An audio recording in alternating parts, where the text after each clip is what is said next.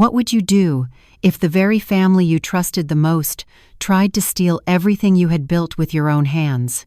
Margaret Sinclair, a 72-year-old widow, arrived at her peaceful lake house, expecting quiet days by the water only, to find her daughter-in-law and her extended family living there as if it were their own. What began as a shocking intrusion quickly unraveled into a sinister plot involving stolen heirlooms, forged medical reports, and a plan to declare Margaret incompetent so her only son could seize her property. But Margaret was no ordinary woman. She had faced hardship before, and this time she was prepared to fight back with every ounce of strength and dignity she had left. The betrayal, the courtroom battles, and the ultimate price her family paid make this a family story you will not forget. If you enjoy stories of resilience and justice, please like this video, subscribe to the channel, and share your thoughts in the comments below. Now let us step into Margaret's world and witness how a quiet lake house became the center of a dramatic war for truth and survival. Margaret Sinclair had always considered the lake house her sanctuary. Tucked away on the edge of a quiet Vermont lake, the house was the place she had poured her heart into after her husband passed. She had built it from the ground up with her own savings, one board and one stone at a time, using the strength that only a widow determined to survive could find. Every corner of the home told a story. The hand-carved rocking chair on the porch had been a gift to herself after years of tutoring children to pay the bills. The heirloom piano in the living room had been saved from her old family home. The china displayed in the cabinet was a treasure collected piece by piece, saved for special occasions that she hoped would bring the family together. For Margaret, the lake house was not just a property. It was her identity, her independence, and her last living link to a life she had fought so hard to protect. She had planned her visit carefully that autumn morning. The air was cool, the leaves had begun to change into fiery shades of red and orange, and the reflection of the mountains shimmered across the water. She carried her bags with the eagerness of someone returning home after months away, looking forward to nothing more than the smell of pine, the warmth of her old quilts, and the silence that only a remote lake could provide. Yet, as she turned the corner onto the gravel drive, her heart froze. 3 unfamiliar cars were parked in front of the house: a battered minivan, a bright red SUV, and a pickup truck filled with luggage and toys. Margaret frowned. Her hands tightened on the steering wheel as the sound of loud music drifted toward her. She recognized the melody. It was a pop song Diana, her daughter-in-law, often blasted when she wanted to make a point. Margaret stopped her car and stepped out slowly. The moment her feet touched the gravel, her sanctuary no longer felt like her own. The lawn she had trimmed so carefully was littered with soda cans and snack wrappers. The geraniums she had planted along the walkway were trampled flat, their bright petals crushed into the dirt. From inside the house came bursts of laughter and the clattering of dishes. Her wicker chairs were not empty but covered in damp towels and piles of clothes. Children she did not know ran across the porch with sticky hands kicking a soccer ball against the walls of her house. She stood in silence, clutching her keys as if they were her last defense. For a moment she thought she might be dreaming. Perhaps she had turned into the wrong driveway, but she knew better. This was her lake house. She had painted those shutters herself pale blue to match the water. She had chosen every stone in the chimney. This was her home, and yet it looked as though strangers had claimed it as their playground. The front door swung open, and there stood Diana framed in the doorway like a queen guarding her throne. She wore one of Margaret's old aprons, the one embroidered with red thread that Margaret had stitched years earlier with her own hands. In Diana's eyes was no hint of shame, only a cold satisfaction that made Margaret's chest tighten. "Well, look who finally decided to show up," Diana said with a smirk. "What are you doing here?" Margaret felt her breath catch. "What am I doing here?" she repeated. "This is my house. I have been coming here every season for 20 years. Diana laughed a sharp laugh that echoed across the porch and made the children pause their play. "Please, Margaret, you barely use this place. Daniel told me we could bring the family here as long as we wanted. Unlike you, we are actually making the house useful." Behind Diana appeared more faces. Veronica, Diana's sister, leaned against the doorframe with a mug of coffee. Her 2 teenagers sprawled across the couch inside, scrolling through their phones. An older man with a thick gray mustache sat in Margaret's armchair sipping a beer as though it were his rightful seat. A younger woman cradled a baby in the rocking chair. Another man stood on the balcony smoking the ash, falling carelessly onto the railing Margaret had polished each spring. They all looked at her with a mixture of surprise and annoyance, as though she were the intruder. Diana's mother appeared next, her tone dripping with disdain.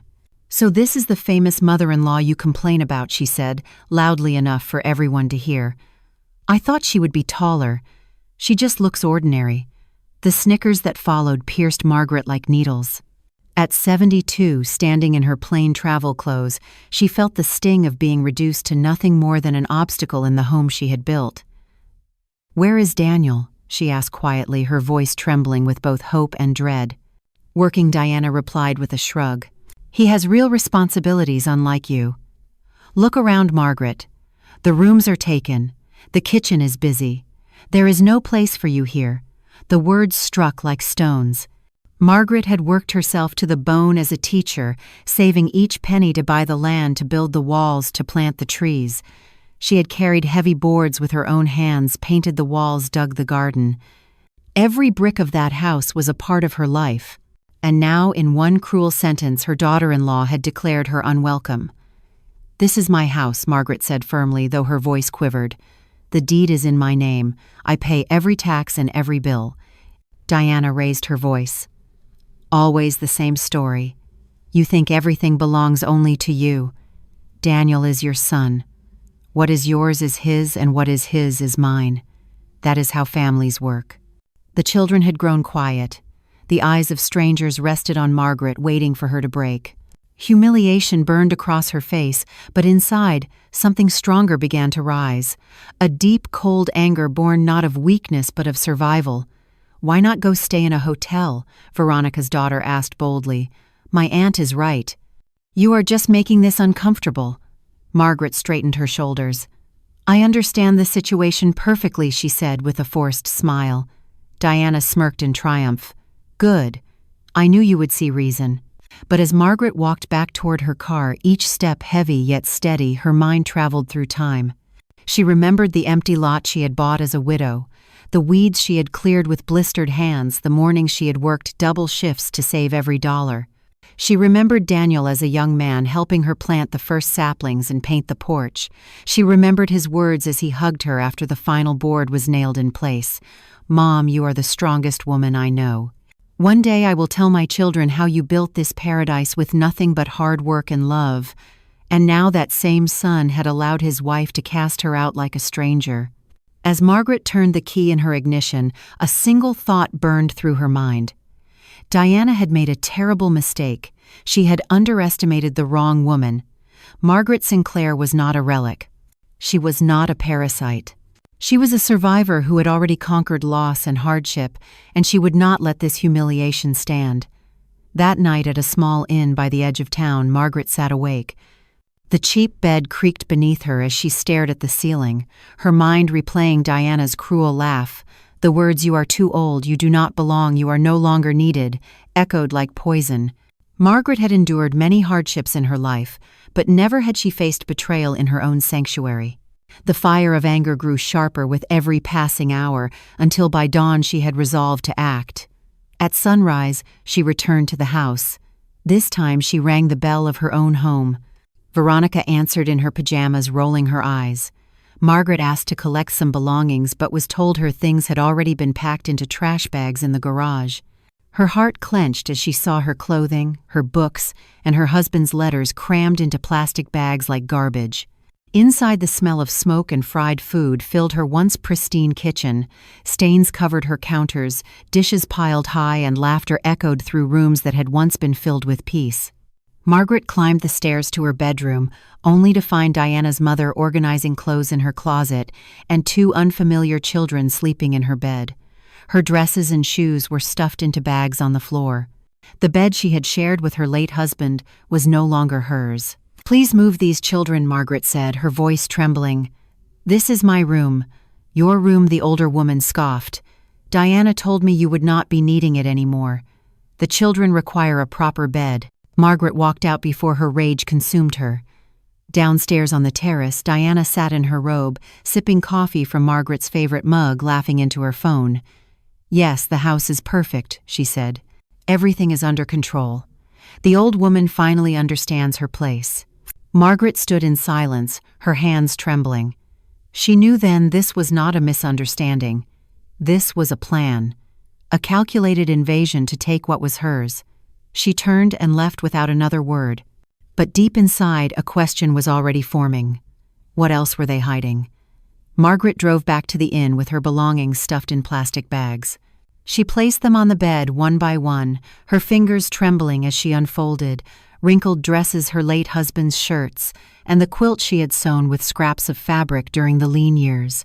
Each item told a story of sacrifice and survival. Now those stories had been trampled, shoved into bags as if they meant nothing. Her anger no longer burned with heat. It had settled into something colder, sharper, more dangerous. She had faced grief when her husband passed, but this betrayal by her own family was a wound that cut deeper than death. By mid-morning she could no longer sit still. She returned to the lake house once more, her resolve hardening. When she rang the bell again, Veronica opened the door with an impatient sigh. "What do you want now?" she muttered. Margaret straightened her shoulders. "I came for my medication," she said calmly. Veronica rolled her eyes but stepped aside. "Go on, but make it quick." Inside the house no longer smelled like home. Cigarette smoke and the heavy scent of fried meat clung to the curtains. The once spotless hardwood floors were scuffed and sticky. Toys, bottles, and dirty laundry were scattered everywhere. It was as if years of care had been erased in only a few days. Margaret climbed the stairs, her heart pounding. She retrieved her medicine from the bathroom cabinet, but instead of leaving, she paused. Something tugged at her instincts, an old teacher's sense that more was being hidden than shown. She turned toward her study, the room she had always kept locked. The door was ajar. She froze. For 20 years, she had kept her most private treasures in a secret drawer inside that room. Old letters, her husband's pocket watch, her mother's pearl earrings, the title to the property and the insurance papers for her belongings. Few even knew that drawer existed. Her son had known, of course, but only because he once watched her put away the documents when he was younger. Margaret pushed the door open slowly. The study was a wreck. Papers lay scattered across the desk, some crumpled on the floor. Books had been pulled from the shelves and stacked carelessly in corners. The drawer she had always guarded so carefully hung open, its lock broken. Her breath caught in her throat as she saw the emptiness where her jewelry box had once Saturday. The watch was gone. The earrings were gone.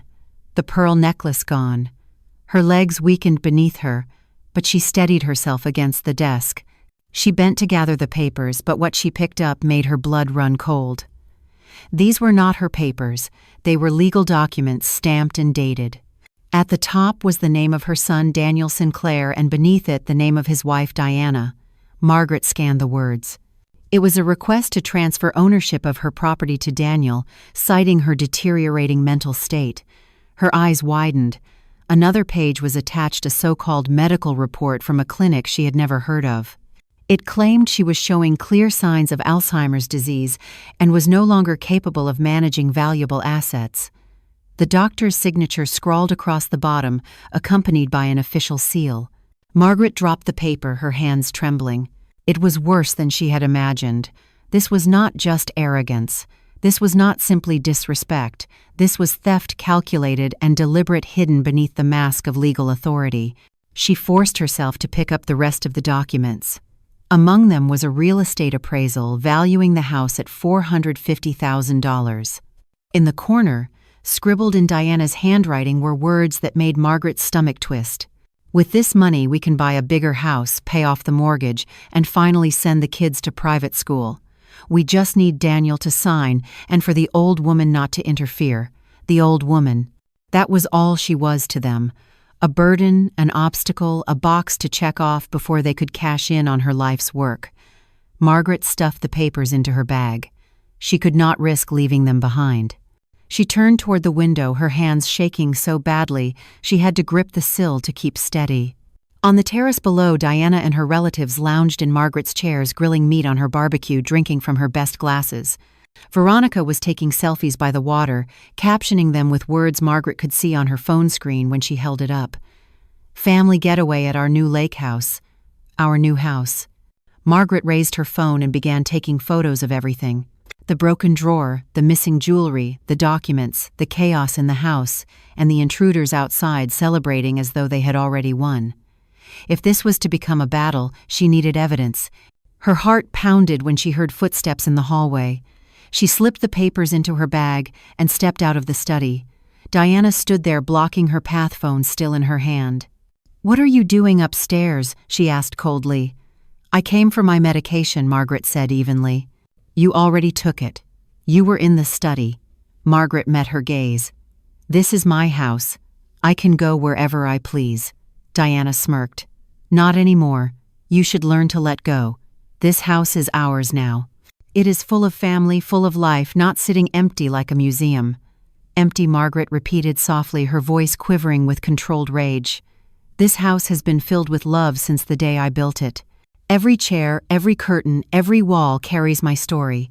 Diana's eyes glinted with amusement. "Well, stories do not pay bills. Daniel and I have plans. It is time you accept that." Margaret stepped past her without another word. She walked down the stairs past the strangers who barely looked up from their plates, past the children screaming and laughing, past the woman wearing her robe as if it were her own. Each step felt like walking deeper into a nightmare. Outside, she inhaled the crisp autumn air, trying to steady herself. But the words she had read, the cruel notes written in her daughter-in-law's hand, echoed in her mind. Declared incompetent. Transfer of property. $450,000. Old woman.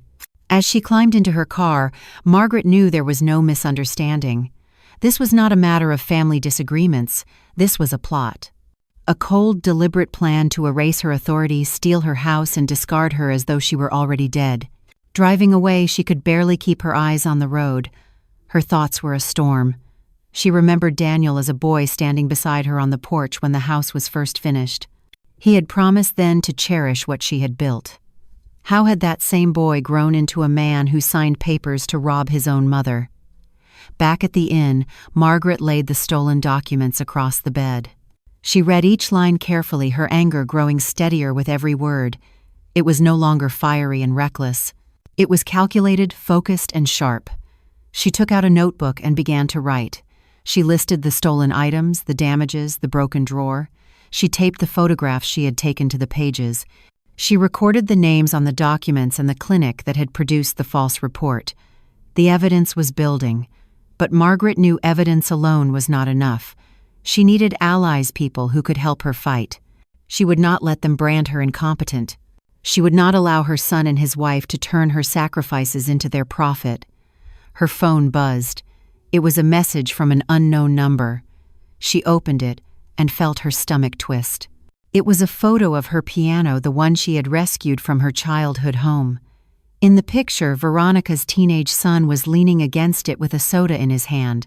The caption read, "New toy for the family." Margaret's hands clenched into fists.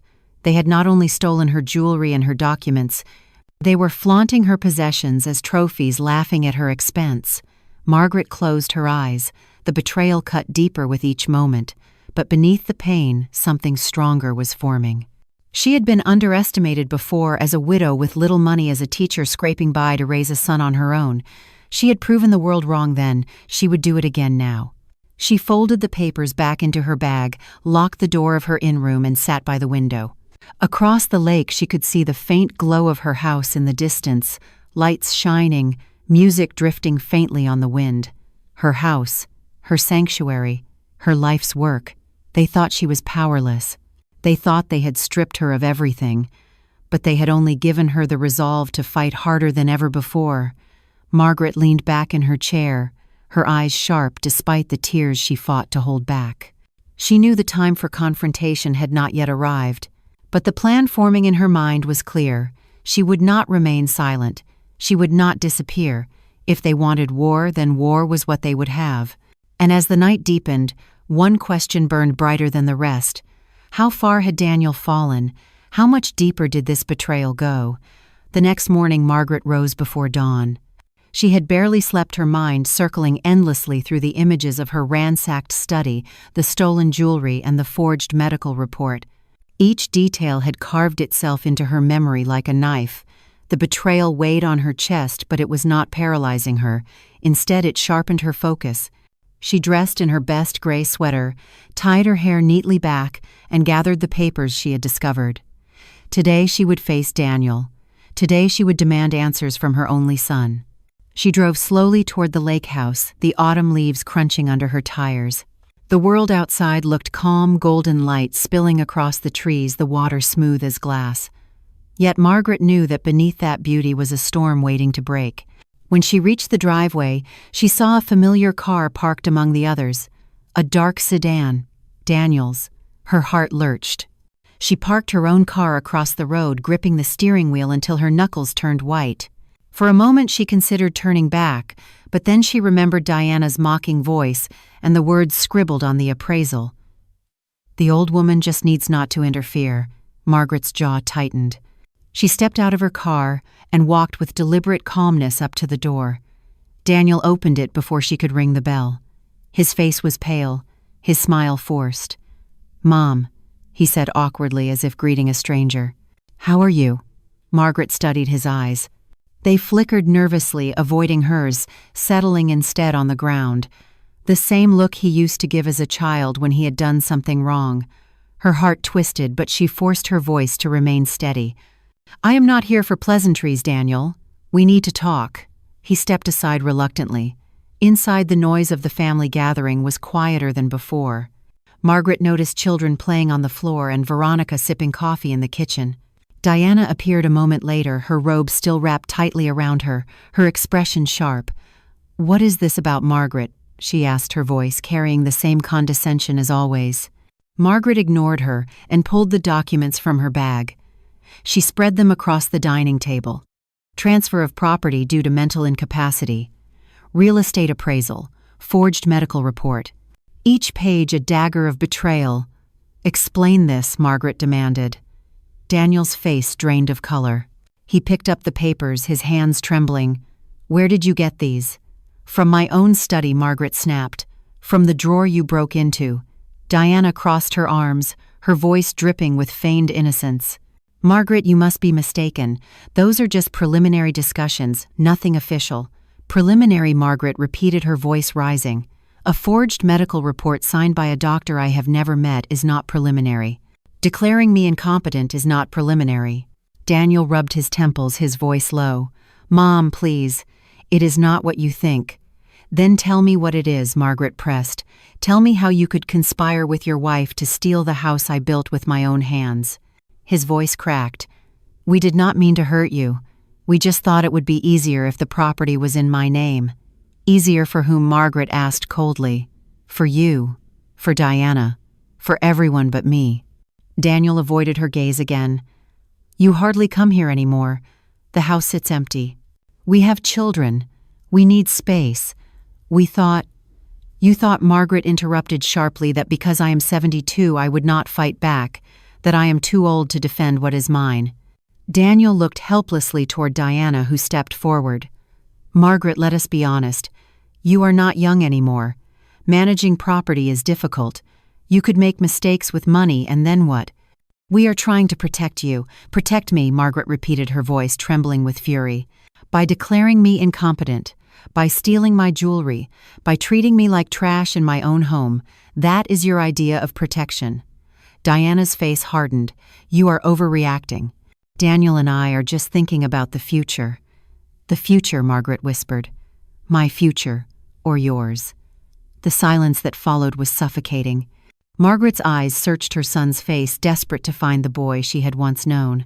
The boy who had held her hand when his father died, who had promised never to leave her alone. But that boy was gone. In his place stood a man willing to betray his mother for money, for pride, for the shallow approval of his wife. Margaret took a deep breath, her voice softening but not breaking. "Daniel, I raised you alone. I worked double shifts to put you through school. I gave you everything I had, even when it meant going without. And this is how you repay me." He swallowed hard, guilt flickering across his face, but then Diana stepped closer, her voice sharp. Enough of this guilt trip. You have always controlled him with your sacrifices, Margaret. Always reminding him what you gave up. He deserves his own life now. We deserve this house. Margaret turned to her daughter-in-law, her eyes blazing. You may think you have won, Diana. You may think your lies and your papers make you powerful. But you do not know me. I am not a weak old woman. I will not let you destroy what I built. She gathered the papers back into her bag, her movements deliberate and precise. Daniel reached out, his voice breaking. Mom, wait. She stopped, but she did not turn to face him. Tell me the truth, Daniel. Did you know about the medical report? Did you agree to have me declared incompetent? His voice was barely a whisper. Yes. The words shattered her heart like glass. It was one thing to suspect, but to hear it from his own lips was a wound deeper than any other. Margaret closed her eyes, steadying herself. When she opened them again, her resolve was set in stone. You chose your wife over me, she said. You chose money over love, and now you will face the consequences. Diana's laughter rang out sharp and cruel. What are you going to do, Margaret? Call the police. Sue your own son. No one will believe you. We are family.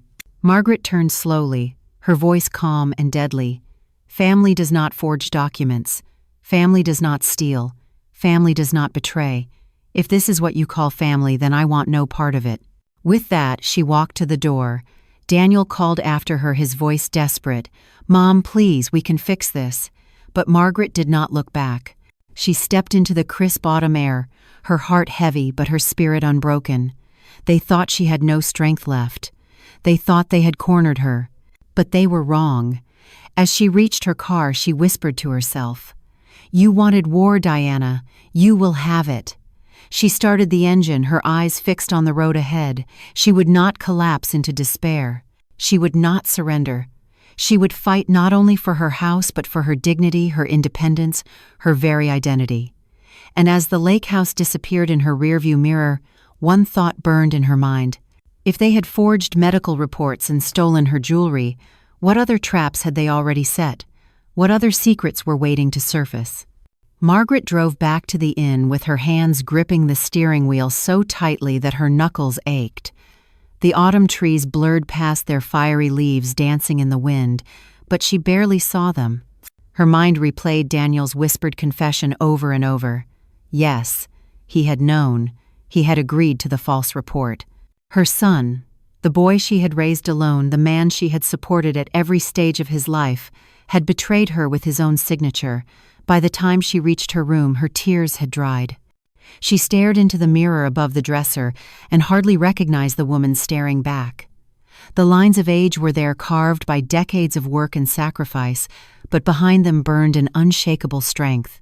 For a moment, she remembered the nights she had sat up grading papers until 2 a.m, the years she had gone without new clothes to save for Daniel's tuition, the hours she had stood in the cold waiting for buses to get to her. Tutoring jobs. She had survived poverty, widowhood, and loneliness. She would survive this. She opened her small leather notebook and began to write, her handwriting steady and deliberate. She listed everything she had discovered: the stolen jewelry, the broken drawer, the missing piano, the fraudulent documents. She attached photographs with strips of tape. She wrote down every word she had overheard from Diana's phone conversations. When she closed the notebook, she knew she was no longer a victim. She was preparing for battle. The next morning, Margaret drove into town and parked in front of the local bank. She had been a loyal customer there for over 30 years, and the manager, Mr. Leonard Harris, knew her by name. He was a tall man with silver hair and a no-nonsense manner, but he always treated her with respect. "Margaret," he said warmly as she stepped inside. "What brings you in today?" "I need to see the balance of all my accounts," she replied. "And I need documentation proving I am of sound mind and capable of managing my finances." Mr. Harris frowned. "Is something wrong?" "Yes," she said simply. "My family is trying to have me declared incompetent so they can steal my property." His expression turned grave. "Please come into my office." She followed him down the hallway, her bag heavy with evidence. Once seated, she explained everything in detail: the forged medical report, the property transfer request, the stolen belongings. Mr. Harris listened silently, his brow furrowing deeper with every word.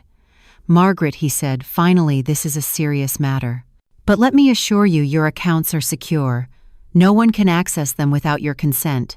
And as for your mental capacity, I will personally provide a letter confirming that you have managed your finances impeccably for decades." "Thank you, Leonard," she said softly, "but I will need more than that. Do you know a lawyer who specializes in family law and fraud?" He leaned back in his chair. "Yes, Harold Whitmore. He is one of the best. He has handled cases of asset fraud and elder abuse before.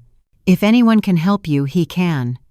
Mr. Harris wrote down the number on a card and slid it across the desk. Margaret picked it up, her heart pounding with renewed purpose.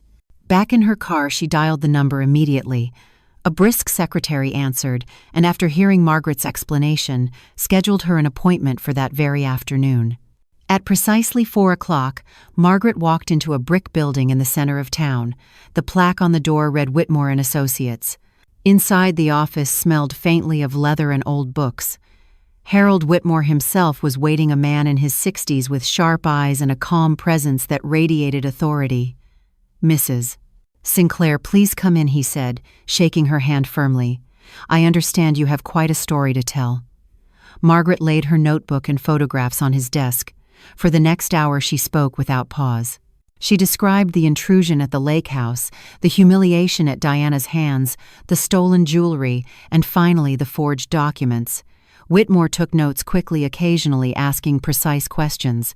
When she finished, she sat back exhausted but relieved. He adjusted his glasses and looked her in the eye. "Mrs. Sinclair, this is one of the strongest cases I have ever seen. You have clear evidence of trespassing, theft, fraud, and falsification of medical records. If you are willing, we can act quickly." "What can we do?" she asked. "First, we will file for immediate eviction on the grounds of illegal trespassing. Second, we will report the theft of your jewelry to the police. Third, we will expose the forged medical report to the medical board and district attorney. Fourth, we will request a restraining order to prevent any further attempts to use your name fraudulently." "How long will it take?" she asked. "The eviction can be immediate if the judge sees the evidence," Whitmore explained. "In cases like this, the law often moves quickly. And the cost." "My fee is $5,000, he replied. Margaret did not hesitate. "I will pay you today." Whitmore nodded, impressed by her resolve. "Mrs. Sinclair, your family thought you were defenseless. They were wrong. You are prepared." Margaret smiled for the first time in days. "I have been preparing to defend myself for 72 years, she said. "I am not about to stop now." They spent another hour organizing the evidence. Whitmore photocopied the forged documents and filed them carefully. He drafted the eviction request and called the court clerk to arrange a hearing the next morning. Margaret signed each page with steady hands. When she finally left the office, the sun had dipped low, painting the horizon in shades of pink and gold. She walked to her car with a new energy in her step. She was not simply fighting to keep a house. She was fighting for her dignity, her independence, her very place in the world. That night, Margaret called her sister Evelyn, who lived in Boston. Evelyn was shocked when she heard the story. "Margaret," she said, "I cannot believe Daniel would do such a thing." "Believe it," Margaret replied. "He chose Diana's plan over his mother. Do you want me to come help you?" "No," Margaret said firmly. "This is my battle." "But thank you." After they hung up, Margaret sat by the window of her in-room. Across the lake, the lights of her house glowed faintly. She could almost hear the music and laughter still spilling from within. Her sanctuary had become a fortress occupied by thieves. But tomorrow that would change. The following morning, Margaret met Harold outside the courthouse. He was dressed in a navy suit, carrying a leather briefcase. The hearing was brief but decisive. The judge reviewed the deed, the tax receipts, and the evidence of trespassing. Within an hour, Margaret held in her hands a signed eviction order. Harold turned to her as they stepped onto the courthouse steps. "We will deliver this tomorrow with a police officer and a notary," he said. "Be prepared. It may get ugly." Margaret's eyes narrowed. "They humiliated me once. Tomorrow the tables will turn." That night she prepared herself carefully. She laid out her best gray suit, polished her shoes, and organized her folder of evidence. She wrote a short note to herself in her notebook. This is not just about a house. This is about showing them that I am not to be underestimated. The next morning dawned cold and bright. Margaret stood on the porch of the inn, her heart steady. She could see the mist rising off the lake in the distance. Soon, very soon, she would walk back into her home, not as a victim, but as a warrior reclaiming what was hers. She closed her eyes and whispered into the crisp air. You thought you could silence me, Diana. You thought Daniel's betrayal would break me, but you were wrong. Tomorrow you will learn who I really am. With that, she picked up her bag, straightened her shoulders, and prepared for the most important day of her life. The morning of the eviction arrived sharp and clear, the kind of crisp autumn day that seemed almost too beautiful for the storm that was about to break. Margaret woke before dawn, her gray suit laid out neatly on the chair, her evidence folder packed carefully into her bag. She moved with deliberate calm as she dressed, every button fastened with the steady hand of someone who knew she was about to face battle. When she looked at herself in the mirror, she no longer saw the betrayed, humiliated woman who had walked away from her lake house days before. She saw a soldier, a teacher who had spent a lifetime enforcing order, a widow who had survived loss, and a mother who had finally accepted that her son had chosen pride over loyalty. At 8 o'clock sharp, Margaret stood at the entrance of the gravel drive with her attorney Harold Whitmore at her side. A police cruiser pulled in, followed by a small sedan carrying a court notary. The sight of the official cars filled Margaret with an unfamiliar but welcome sense of power. For once the law was on her side. Harold glanced at his watch, then at her. "Are you ready, Mrs. Sinclair?" he asked. "I've been ready since the moment they threw my belongings into trash bags," Margaret replied, her voice firm. Together the group walked up the drive. The lake house stood ahead, still humming with noise. Laughter spilled from the terrace, along with the smell of bacon frying. Margaret's wicker chairs were crowded with Diana's family mugs in hand, as if they were celebrating their conquest. The moment they spotted the police cruiser, the laughter stopped. Diana froze mid-step, a coffee cup slipping from her hand and shattering on the stone. Veronica appeared behind her, her phone already in her grip, ready to record. Margaret could see the confusion ripple across their faces. "Good morning," Harold announced in a commanding tone. "I am attorney Harold Whitmore, representing Mrs. Margaret Sinclair, the sole legal owner of this property. We are here to deliver an immediate eviction order for illegal trespassing." Diana's face turned pale, then red with fury. "What do you mean eviction? This is my husband's house. He gave me permission." The police officer stepped forward, his voice calm but stern. "Do you have any documents proving ownership or legal right of residency?" Diana faltered. "My husband is her son." "That gives us rights. Where is your husband?" the officer asked. "He is at work," Diana said quickly. Harold produced the deed, the tax receipts, and the eviction order, placing them in the notary's hands. "This house is in Mrs. Sinclair's name alone," he said. "She has paid every bill for the last 20 years. None of you have any legal standing here." A murmur swept through Diana's family. Her mother appeared, wringing her hands nervously.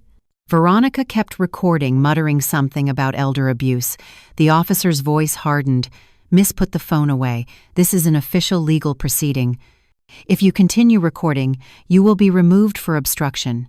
Veronica reluctantly lowered the phone, her smugness fading. Harold opened another folder and laid out photographs. "We also have evidence of theft. Jewelry belonging to Mrs. Sinclair has been removed from the premises. The list includes pearl earrings, a gold pocket watch, and silver coins." Diana's mother gasped. "Jewelry," she stammered. "Where are these items now?" the officer asked, sharply turning to Diana. "I do not know what you are talking about," she said, her voice shaking. "And this," Harold added, pulling out the forged medical report. "A falsified document signed by a doctor who has never examined Mrs. Sinclair, claiming she suffers from Alzheimer's disease. This is fraud and elder abuse, punishable by prison." The officer examined the papers, his face darkening. "Did you pay for this report, ma'am?" Diana's lips trembled. "I did not. We thought you could declare me incompetent and steal my house." Margaret interrupted, her voice clear and steady. Just then, a car screeched into the driveway. Daniel leapt out, his tie askew, his face ashen. "Mom, what is going on?" "Your wife and her family are being evicted from my property," Margaret said coldly. "And you, Daniel Sinclair, are being cited as an accomplice to attempted asset fraud." Daniel's eyes widened in panic. "That is not true. I never—" Margaret pulled the papers from her bag and thrust them toward him. "Your signature is on the transfer request. Your name is on the petition for my incompetence. Do not lie to me again." Daniel's hands trembled as he took the papers. His voice faltered. "Mom, I can explain." "There is nothing left to explain," she said. "You already chose your side." Diana rushed to his side, her voice sharp and desperate. "Daniel, tell them she is confused. Tell them she makes things up." Daniel hesitated, his mouth opening and closing like a fish. Margaret's heart twisted as she watched her son stand on the edge between truth and cowardice. "What is she telling you to say?" Margaret demanded. "That I am crazy. That I imagined this." Daniel's lips parted, but no words came out. "Then say nothing," Margaret said firmly. "Silence is better than lies." The officer handed Daniel an envelope. "Mr. Sinclair, you are required to appear in family court within 3 days to answer for complicity in attempted asset fraud against a senior citizen." Daniel's face drained of blood. "This is not fair," Diana's mother wailed. "We are family. Families do not sue each other. Families also do not steal from each other," Margaret replied. The notary checked his watch. "You have 2 hours to vacate this property. Any item belonging to Mrs. Sinclair must remain here. The officer will supervise." 2 hours, Veronica shouted. "That is impossible." "You should have thought of that before invading someone else's home," the officer replied. Chaos erupted. Diana screamed orders at her relatives. Children cried as their toys were shoved into bags, and Veronica argued with the officer until he threatened arrest. The once triumphant invaders now scurried like ants, desperate to salvage their pride. Margaret stood on the porch watching silently.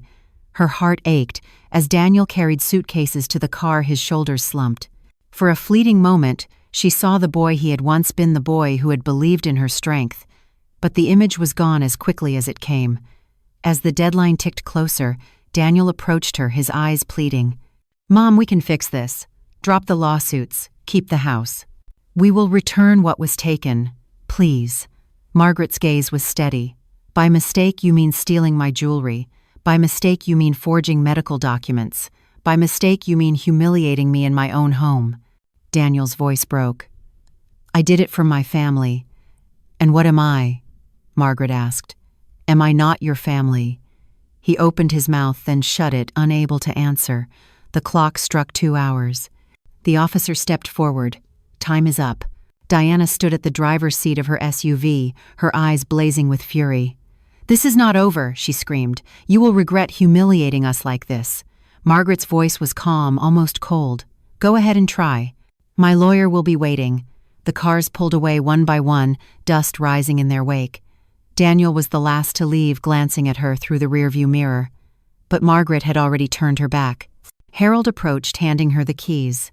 "Mrs. Sinclair, your home is yours again." Margaret stepped onto the porch, her hands trembling as she touched the railing.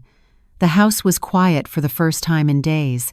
She lowered herself into her favorite chair, her body heavy with exhaustion. Yet beneath the weariness pulsed a sense of freedom she had not felt in years.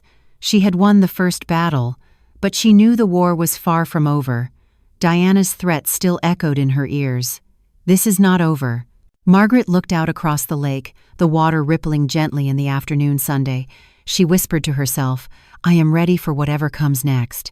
The lake house was hers again, but Margaret could not shake the echo of Diana's final words. "This is not over." She walked through each room slowly after the eviction, her hands brushing the furniture, her eyes lingering on the scars of their invasion. The curtains still smelled faintly of smoke. Her once polished floors were marred by scratches. Her kitchen counters were stained with grease. The piano, her cherished heirloom, bore a water ring from a careless glass. It was as though the house itself bore the wounds of betrayal. Margaret hired a professional cleaning crew the very next morning. For $700, they scrubbed every surface, washed every fabric, and polished every floor. By the end of the week, the house once again smelled of cedar and lavender, not smoke and grease. Yet no amount of cleaning could erase the memory of humiliation, nor the look on her son's face when he failed to defend her. Her phone rang on Friday afternoon. She glanced at the screen. Unknown number. Hesitant, she answered. Margaret Sinclair, she said cautiously. The voice on the other end cracked with tears. Margaret, it is Veronica. Margaret's grip on the phone tightened. What do you want? Please, Veronica sobbed. We need to talk. Diana is desperate. Daniel has already spent $15,000 on lawyers, and the trials have not even finished. We are drowning. Margaret's voice was ice. And what does that have to do with me? We want to apologize, Veronica pleaded. We want to make things right. Do you want to make things right, or do you just want me to drop the lawsuits because you are running out of money? Margaret asked. A pause. Then a broken whisper. Both. Please, Diana has children. Daniel could lose his job if this becomes public. He should have thought of that before conspiring to steal from me, Margaret snapped. But you already won, Veronica begged. You got the house back. Why keep punishing us? Because getting my house back does not erase the humiliation. It does not return the stolen jewelry. It does not heal the wound of betrayal by my only son. We still have your jewelry, Veronica admitted suddenly. It is at my mother's house. Margaret's voice sharpened. The jewelry you claimed was taken by mistake. The jewelry you said was misplaced. Yes, Veronica whispered. Please, if Diana brings it to you, will you at least talk to her? Margaret hung up without answering. Her heart pounded a mix of satisfaction and sorrow. She wanted justice, but the ache of losing her son weighed heavier than any stolen possession. 2 days later, a knock echoed on her front door. Margaret opened it to find Diana standing alone, her eyes red and swollen, a small bag clutched in her hands. Eleanor, she said softly, using Margaret's name for the first time, instead of the cold mother-in-law. I came to return what is yours. She set the bag on the table and opened it. One by one, she pulled out the pearl earrings, the gold pocket, watched the silver coins, and finally the necklace that had belonged to Margaret's mother. Margaret's chest tightened as she saw the familiar pieces glint in the light. I took them, Diana admitted, tears streaming down her face. I wanted to sell them. We are drowning in debt. The mortgage is behind, our credit cards are maxed out, and Daniel lost money in an investment last year. I thought if we sold them, no one would notice. Margaret's voice was low but sharp. You thought wrong. Diana wiped her face, her voice breaking. I know I was cruel. I know I humiliated you. But I was desperate. I thought you did not care about this house anymore, that you would not notice if we took it. You thought I would not notice if you stole my life's work. Margaret said, her eyes narrowing. We did not mean to steal it, Diana insisted. We only wanted to use it while you were not here. And then we thought maybe it would be easier if it belonged to Daniel. Easier for who Margaret demanded. For you. For your children. For anyone but me. Diana dropped her gaze. A cheap lawyer told us it would be the fastest way. He said it was not fraud if it stayed in the family. Margaret shook her head slowly. A lawyer may have given you the idea, but you chose to act on it. Silence filled the room. Diana's tears dripped onto the table. Finally, she looked up, her voice trembling. What do I need to do for you to forgive me? Margaret's words were steady as stone. I do not need your forgiveness. I need accountability. Then what? Diana asked desperately. Bring Daniel here, Margaret said. Tell him to look me in the eye and admit what he did. Tell him to apologize. Diana's shoulders slumped. He will not come. He says you are not his mother anymore. The words pierced Margaret like knives, but she did not flinch. He says I am not his mother, she repeated quietly. Yes, Diana whispered. He says a real mother would not sue her own son. That you chose money over family. Margaret let out a bitter laugh, the sound hollow. Money over family. No, Diana. I chose dignity over humiliation. I chose truth over lies. I chose justice over betrayal. If Daniel cannot see the difference, that is his burden to carry, not mine. Diana rose slowly, her eyes swollen. So there is no way to fix this. Margaret's voice was final. The way to fix this was not to do it in the first place. After Diana left, Margaret sat in silence on her terrace, the jewelry glittering faintly on the table beside her. The lake stretched out before her, its waters calm and steady, indifferent to human betrayal. She watched the sunset paint the sky in orange and purple, but inside her chest a storm still raged. She had her house, her jewelry, her dignity, but she had lost her son. A week later, her attorney Harold called with news. "Margaret," he said, "the prosecutor has decided to move forward with criminal charges. Fraud, conspiracy, and falsification of medical documents. Daniel and Diana have accepted a plea deal. They will pay a fine of $25,000, perform 200 hours of community service each, and spend 2 years on probation." Margaret's breath caught. "No jail time, no," Harold admitted, "but they will have a permanent criminal record. And between the fines and legal fees, they have already lost more than $50,000. Margaret closed her eyes.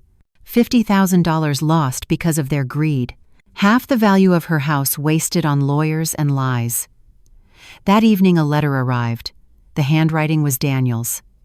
Margaret opened it with trembling fingers. "Mom," it began, "I hope you are well. The kids ask about you every day. Megan and I have learned our lesson. Maybe someday we can be a family again." Margaret folded the letter carefully and set it aside. She did not write back. Family does not forge medical reports. Family does not steal. Family does not humiliate their elders. Daniel had chosen pride over repentance, and she would not beg for his love. The following week, Margaret took new measures to protect her sanctuary. She changed every lock on the doors and windows. She installed a security system with cameras at every corner. She hired a part-time caretaker, a young woman from town, to check on the house when Margaret was not there. And she updated her will. The lake house would no longer pass to Daniel. Instead, it would go to a charity supporting scholarships for children of single mothers. If Daniel wanted independence, she thought bitterly, then he would have it. Months passed. The house regained its peace, but Margaret's heart remained heavy. Some evenings, she sat on the porch watching the lake and wondered if her son would ever see her not as a burden, but as the woman who had given him everything. Other evenings she reminded herself that some betrayals cannot be undone. Her sister Evelyn visited one weekend, bringing warm bread and a comforting hug. "You did the right thing, Margaret," she said. "If Daniel cannot respect you, he does not deserve your forgiveness." Margaret nodded, though her eyes stung with tears. "I know, but it does not make the silence any easier." The silence became her companion in the months that followed. Until one evening when she opened her mailbox and found another letter. Daniel again. "Mom," it read, "we cannot undo the past. But the children miss you. Please think of them. They are innocent." Margaret held the letter against her chest, her heart torn. She loved her grandchildren, but she knew that letting Daniel and Diana back into her life would only open the door to new betrayal. She whispered into the quiet house, "True family does not use children as pawns." She set the letter aside, unopened beyond the first lines. The lake shimmered outside her window, steady and eternal. Margaret took a deep breath. She had chosen justice. She had chosen dignity. And she would live with the cost. Winter came early to the lake that year. Frost clung to the windows of the house each morning, and the bare branches of the maples stretched like gray fingers into the cold sky. Margaret sat on the porch, wrapped in a thick wool shawl, watching the water freeze at the edges. The house was quiet again, restored to the peace she had cherished for decades. Yet within her heart, silence remained heavy. It had been 6 months since the eviction. Daniel had not called. He had not visited. He had only written those letters, each one more desperate than the last, begging her to forgive, begging her to remember the children. Margaret kept them all in a drawer, unopened beyond the first few lines. She could not bring herself to burn them, but she could not answer them either. Her lawyer, Harold Whitmore, called one Friday morning with the final updates. "Mrs. Sinclair," he said, "the plea deal has been finalized. Diana and Daniel are officially guilty of fraud and conspiracy. They have paid their fines. Their probation is active for the next 2 years. The forged medical report has been annulled, and your legal capacity is fully confirmed." Margaret closed her eyes and exhaled slowly. "Thank you, Harold." He hesitated before speaking again. "Are you satisfied with the outcome?" "Satisfied," she repeated. They lost $50,000 in fines and legal fees. They will live with a permanent criminal record. They lost their dignity in front of the community. That is justice, but satisfaction, no. Satisfaction would have been having a son who did not betray me in the first place. After they hung up, Margaret walked slowly through her house. She touched the piano keys, letting one note echo softly. She opened the china cabinet and ran her fingers over the porcelain plates. She looked at the photographs of her late husband, still hanging in the hall. Everything was still hers, intact, safe. Yet her heart ached for what she had lost: trust, love, and the bond with the boy she had once carried in her arms. In December, Margaret made a decision. She went to her lawyer and rewrote her will. The lake house would not go to Daniel. It would not go to Diana. Instead, it would be donated to a scholarship fund for children of single mothers. If my son could not appreciate what I built, Margaret explained, then I will give it to children who will. Harold nodded with respect. That is a wise choice, Mrs. Sinclair. The following weeks passed quietly. Margaret hired a caretaker to visit the property twice a week.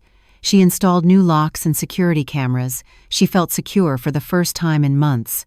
Yet every so often, as she sat on the porch with her tea, she caught herself staring across the lake, wondering if Daniel was thinking of her too. One evening just after Christmas, there was a knock at the door. Margaret's heart jumped, but when she opened it, only a delivery driver stood there with a package. Inside was a framed drawing made with crayons. The handwriting was clumsy but recognizable. To Grandma, we miss you. Love, Lily and Ben. Margaret's throat tightened. She placed the drawing on the mantelpiece, tears filling her eyes. The grandchildren were innocent. They had not forged documents. They had not stolen jewelry. Yet they were caught in the crossfire of betrayal. She sat at the table that night, staring at the drawing. Her heart ached with longing. But then she remembered Daniel's words through Diana's voice. She is not my mother anymore. A real mother does not sue her son. The echo burned in her chest. No, she whispered into the silence. A real son does not betray his mother for money. Weeks later, she received another letter from Daniel. It was longer this time. Mom, he wrote, we have learned our lesson. The children need their grandmother. Can we start again? Margaret set the letter aside without finishing it. She had already made her decision. Forgiveness without accountability was not forgiveness at all. If Daniel could not stand before her, look her in the eye, and admit what he had done, then his letters meant nothing. The lake froze completely that January. Margaret often walked along the snowy banks, her boots crunching in the ice, her breath rising in pale clouds. She thought often of her husband and what he would say if he were here. He had always admired her strength, always told her she was tougher than she realized. She imagined him beside her now, his hand warm on her shoulder. Do not let them break you, he would whisper, and she had not. By February, the community was buzzing with the scandal. Word of the fraud had spread. Neighbors whispered when they saw Daniel and Diana at the grocery store. Employers looked at them with suspicion. Friends distanced themselves. Margaret heard it all, though she did not gloat. She did not need to. Their choices had written their own punishment. One afternoon in March, her sister Evelyn visited again. They sat together in the kitchen, sipping tea while sunlight streamed through the windows. You look stronger, Evelyn said softly. I am, Margaret replied. I lost my son, but I found myself again. Evelyn reached across the table and squeezed her hand. You chose dignity, Margaret. That matters more than anything. Margaret smiled faintly. Dignity is the one thing they could not steal. As spring arrived, the lake thawed. Margaret planted new flowers in the garden, their bright colors, a symbol of renewal. She placed the drawing from her grandchildren on the porch table each morning, letting the sun warm its colors. She still loved them fiercely and without hesitation, but she knew she could not bridge the gap their parents had created. That was a choice Daniel would have to make on his own if he ever found the courage. In April, Harold called with one final update. Margaret, he said, the court has closed the case. Your property is secure, your capacity confirmed, and all legal actions settled. Thank you, Harold, she said. Truly.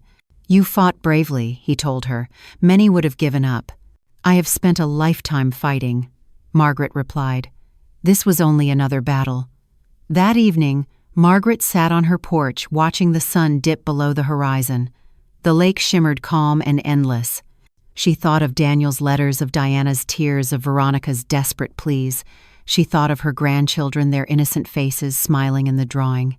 And then she thought of herself standing strong against betrayal, refusing to surrender. For a long moment she let the silence wrap around her. Then she whispered aloud as if speaking to the water. True family does not betray. True family does not steal. True family does not humiliate. The words echoed in her mind, firm and unshakable. She had chosen her path, and though it was lonely, it was hers. Months later, on a warm summer day, Margaret invited the caretaker and her children to spend the afternoon at the house. The children laughed and played by the water, their joy filling the air. Margaret watched them with a smile, her heart lighter than it had been in months. Perhaps she had lost her son, but she had not lost the ability to nurture, to give, to love. She would pour that love into those who valued it, those who respected it. As the sun set over the lake, Margaret leaned back in her rocking chair, the same chair she had bought with her first extra paycheck as a teacher. She sipped her tea and felt peace wash over her. She had defended her home, her dignity, and her life's work. She had proven that age did not mean weakness, that being underestimated was the greatest mistake anyone could make. Daniel and Diana lived with the stain of their choices. Margaret lived with her freedom. And as the waves lapped softly against the shore, Margaret knew the truth that would carry her for the rest of her days. Family built on betrayal is no family at all. But dignity once defended lasts forever. The lake shimmered in the quiet evening light as Margaret sat on her porch, the rocking chair creaking softly beneath her. The house was finally hers again, free of intruders, free of schemes, free of lies. She had defended it not just with papers and lawyers, but with the same determination that had carried her through widowhood, through years of sacrifice, through a lifetime of struggle. Diana and Daniel had lost more than money. They had lost their dignity, their reputation, and the trust of the very person who had once loved them without condition. Margaret touched the drawing. Her grandchildren had sent a simple message scrawled in crayons that read, "We miss you." Her heart ached, but she knew she could not give in to sentiment. She had made her choice. True family did not betray, did not steal, did not humiliate. She would not lower her dignity for the sake of appearances. She had lost her son, but in the process, she had regained herself. The garden she replanted bloomed again, the house stood strong, and the lake reflected the truth she had always known. Age was not weakness. Betrayal was not the end. Strength and dignity were the inheritance she left behind, not for those who conspired against her, but for those who understood the value of love and respect. The story of Margaret Sinclair was not one of defeat. It was a story of resilience, justice, and the courage of an older woman who refused to be erased. And it was a reminder that underestimating a woman who has already survived so much is the most dangerous mistake anyone can make. If you found meaning in this story, please like the video, subscribe to the channel, and share your thoughts in the comments. Your support helps keep stories like this alive.